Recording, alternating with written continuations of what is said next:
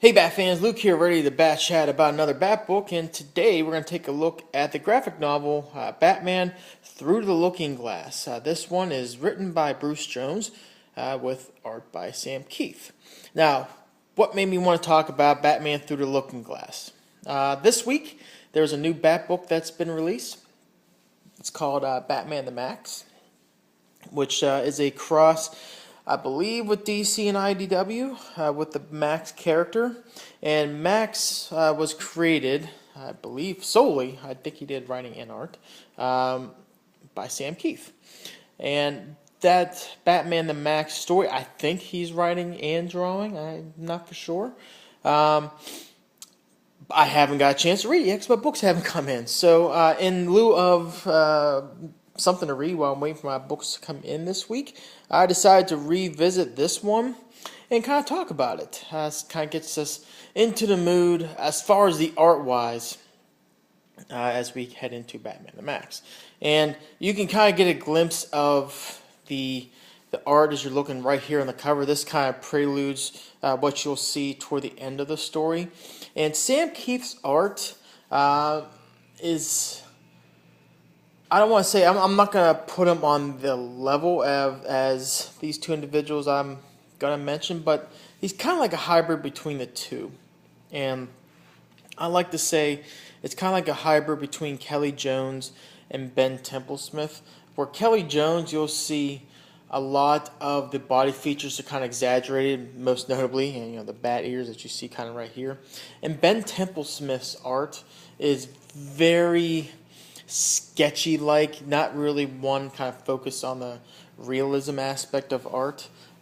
You will see something kind of like this. Most recently, Templesmith, for Bat fans, anyway, I know he did some other stuff with, I think, the Wormwood story. We remember him in the first half of the awesome title, Gotham by Midnight. Sorry, After Midnight. Was it by midnight? Oh boy, can't remember. But anyway, that's Sam Keith's art, and that's kind of what triggered me to kind of take a look at this book. Now, this book, there are certain reviewers out there where you can kind of, I don't want to throw the term out there, shills, but there are some out there that if it's his Batman, regardless, it's got to be 5s out of 5s, the greatest thing since sliced bread. And there's others out there who kind of really look at this and try to make an honest assessment. Well, I tend to have a more positive view on Bat stories. I won't go as far as to say I'm a shill for it. I got to go back to his Arkham Manor, and I was brutally honest with that one, amongst other ones.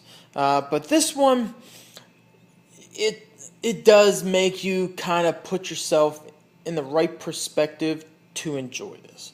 If you're looking for the detective, hardcore Batman, looking after the clues, solving the case, kicking butt, taking names, with fantastic art and attention to detail, this book is not going to be for you. This, I almost want to say, does kind of want to target to like a niche type of reader, and even then might be kind of putting it too far the extreme. But this one, and this is going to sound like such a cop-out, you got to kind of take it for what it is to get really any sort of enjoyment out of this. And as you kind of see, I'm kind of tap dancing here. This one's definitely not going to be like a 5 out of 5 book. I'd almost put this down to the bottom end, and I'll get to that toward the end. But you definitely have to go into this with the right perspective, in that this is just a different take on Batman. I'll just say that. And this one kind of centers around like a theme of Alice in Wonderland. And what you end up seeing in this is that you open up the story, and again, the art, this right here almost just kind of sells it. This is Sam Keith's art. There's some panels in here that was really, really good.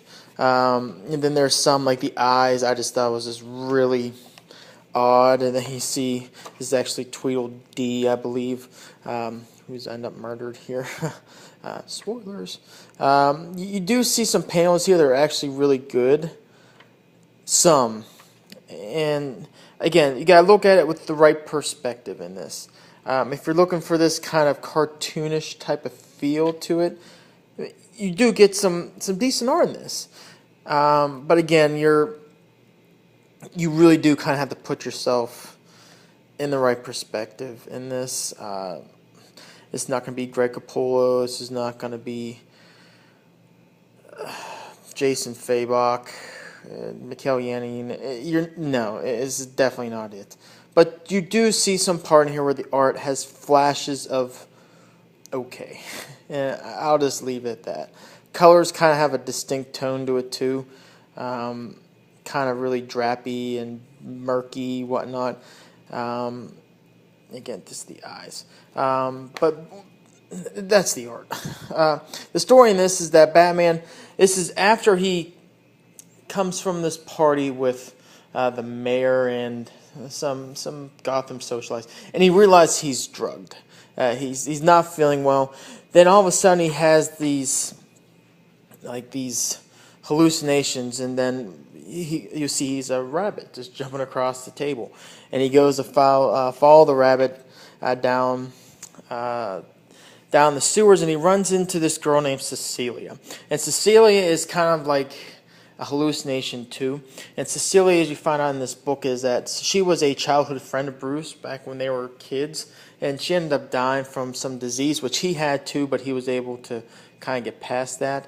But Cecilia, if I had to describe her, if you remember specifically in like Batman R.I.P., where you had Batmite, kind of like that hallucination that kind of drives Batman along. Cecilia is kind of like that, and she's kind of like this guide as Batman is kind of running down this case. We find out that there are these council people, members of the council in Gotham, that are getting knocked off. And obviously the first one is Tweedledee. It's either Tweedledee or Tweedledum, one of the two. And it's really, to kind of put a broad stroke on this story, it's him kind of going down. He gets a clue that eventually all these council members are getting knocked off. And you find out that at the end of the day, there's a motive where there's some sort of development that is being planned on by one of the social elites in Gotham that they kind of need the votes or support to get this project going. And in order to kind of eliminate the competition and taking out the board members, you end up seeing Mad Hatter pop in this as well. But that's basically the broad stroke of this story. Batman kind of going through, and he's going kind of like through Wonderland. And it's all kind of, again, it's his hallucination. As Batman's kind of going through sewer and whatnot. Dick Grayson show, this is Dick Grayson as Robin. I do kind of count this as, I think, at least I interpret it as an Elseworld type of story. Whereas when Alfred and Dick kind of run into Bruce down in the sewers, where they're kind of set in like a real world setting, whereas Batman's kind of going through, and again, he's seeing things as if he's in Wonderland, again, kind of drugged, whatnot. And then toward the end, the effects of the drugs kind of wear off, and that's where you see Cecilia kind of go away. And then you kind of see the twist at the end where Mad Hatter kind of comes into play. And there's this other individual that this person was sort of quasi-adopted by Mad Hatter when she was like a little, I don't want to say little girl, I think she was like 18 when she was going to strip clubs. Yeah, so not a little girl, obviously. Kind of taken in, kind of put in the right path, sort of, just by kind of having a good father figure in her life. But you see kind of Mad Hatter, how he can't kind of help himself. I think anytime you have a Mad Hatter story, you're going to have to find, him trying to find his Alice. And he has this girl end up kind of sees, and this is one of those good art panels, even though you kind of get the eye problem, as he kind of transforms her to be his Alice. And Batman coming to save the day, and this is where you kind of see the crescendo at the end, with a big twist in the story, in that there was obviously that person who's trying to take out the council members, but Mad Hatter kind of get into it as well, and big plot twist at the end. It kind of is what it is. I will say the ending on this was pretty interesting. At the end, kind of Batman reflects on his time with Cecilia at the when they were kids, and he's kind of like as he's going back in the room they used to play around with a lot when they were kids. You see the picture, and he kind of sets up the letter blocks to form Alice, and he is like, "Hey, just give me a sign if you need me, or it's, hey, was I really kind of seeing all these things?" And then you see at the end the blocks get switched to her name, Cecilia, and I thought that was pretty clever. All in all, I mean, the story kind of is what it is. Some of the bad things, and the one thing that kind of stuck out to me, other than the story, which we'll get into in a minute, you'll see kind of like these like little caption blocks, caption boxes. Where's the first one? When Batman's at the table, like kind of like in a like a surgery table, and it's actually when Alfred and Robin actually shot him with a tranquilizer to kind of stabilize him, and Cecilia kind of helps him get out. It's just weird, and you see when I'm getting ready to show you a lot in this. It's kind of like a dialogue box. Yeah, it's right here.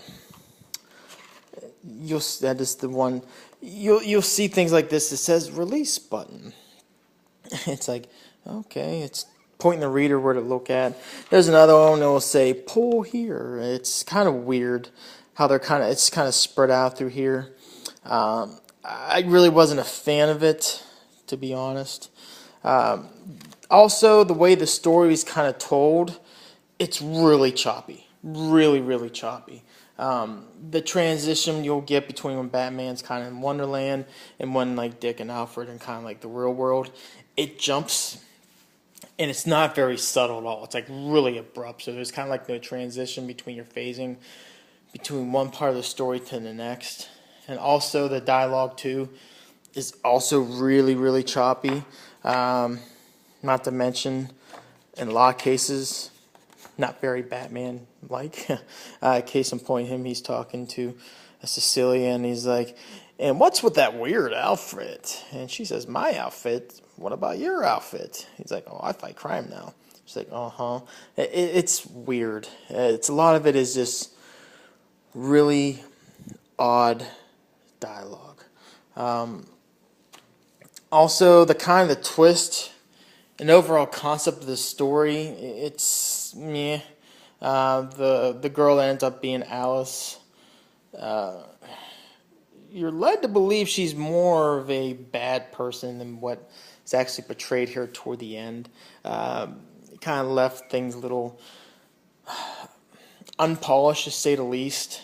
And overall, I thought the Mad Hatter portion of the story was kind of forgettable, to say the least. And the trope with the Alice thing, it really just felt almost out of place. Almost the Mad Hatter part with Alice, it just, the flow was off, and it was the ending too very anticlimactic. So, and then the art again, you just kind of, it's, I'm kind of going against what I said in the beginning. I'm trying to put somewhat of a positive spin on this, but it's kind of hard. The art, again, it is what it is. All in all, price-wise, says $22.99, 5 issues. Ooh, it's a tough one. So, in closing, let's kind of put it this way. Do I recommend this one? No. To the Batman completionist, okay. Prioritize other stuff first, and then if you just happen to come across this really cheap, okay. Beyond that, no. The casual Batman fan, no. To someone who just trying to get into Batman, absolutely not. Again, this kind of goes back to, I think this is kind of like a niche kind of readership this one's going for, if it has a target audience of any. But if you are going to read this, again, I just stress you have to go in this with the right perspective. go into this with knowing that it's going to be a different take on Batman, a clear ripoff of Alice in Wonderland, and you just want something to read, putting it mildly. So I'm going to give this one like a 1.5 out of 5, and that hurts. But yeah, it's definitely below average. The thing that kind of, again, the art and the flashes where it's pretty good is what's kind of getting this like at a 1.5. Part of me wants to be honest and just say, okay, this is like a 0.5 or a 1. But again, reading this, having in mind the right perspective, and you'll get through it. It's rough, but I'm kind of being honest on this one. So that said, don't let this taint your expectations of Batman the Mask, especially with the art. After kind of relooking this again, I think you just kind of have to go into your reading with, I think, Batman Max with the right perspective. It's just a different take, different style, and then kind of what we're getting today, especially with all the the heavy hitters in the bad artist world of the Capullos, Yannins, Claymans, Faybox, Finch, Ferreira. The list goes on and on. Lee Weeks. You're not going to get that. So anyway, hate to sound like a Debbie Downer, but hey, again, this is just being honest. And again, hopefully this doesn't sour your excitement for Batman the Max, if you're getting it or if you're excited to. So anyway, 1.5 out of 5. So anyway, hit me up in the comments below if you read this one.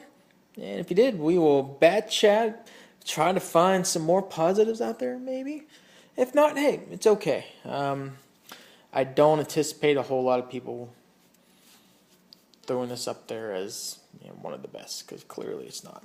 So, anyway, until next video, and I'm trying to leave you on a good note. Sure. There you go. Take care.